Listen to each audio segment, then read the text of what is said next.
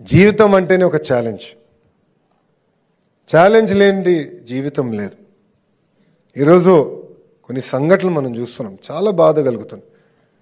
మార్కులు తక్కువ వచ్చినాయన్నో, లేదంటే ఇంట్లో తల్లిదండ్రులు గట్టిగా చెప్పారన్నో పిల్లలు కుమిలిపోయి ఏకంగా ఆత్మహత్య చేసుకునే పరిస్థితికి వస్తున్నారు.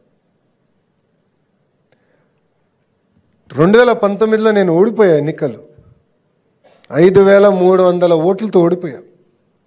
ఒకరోజు బాధ కలిగింది, ఆవేదన కలిగింది. కానీ రెండో రోజు నుంచి ఆ బాధ ఆవేదన నాలో కసి పెంచింది.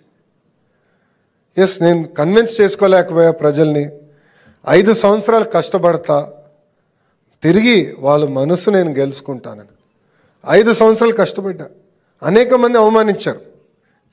జీవితం అనేది అదే, అనేక మంది అవమానిస్తారు, అనేక మాటలు మాట్లాడతారు. కానీ ఒక లక్ష్యం పెట్టుకుని పనిచేస్తే మనం అనుకున్న లక్ష్యం సాధించే శక్తి కూడా దేవుడు మనకిస్తాడు. తిరిగి అదే నియోజకవర్గంలో నేను 91,000 మెజారిటీతో గెలిచాను. శాసనసభ్యుడిగా నేను శాసనసభలో అడుగుపెట్టాను. అదే బాధ్యత నేను ఈరోజు ఒక విద్యాశాఖ మంత్రిగా స్వీకరించాను.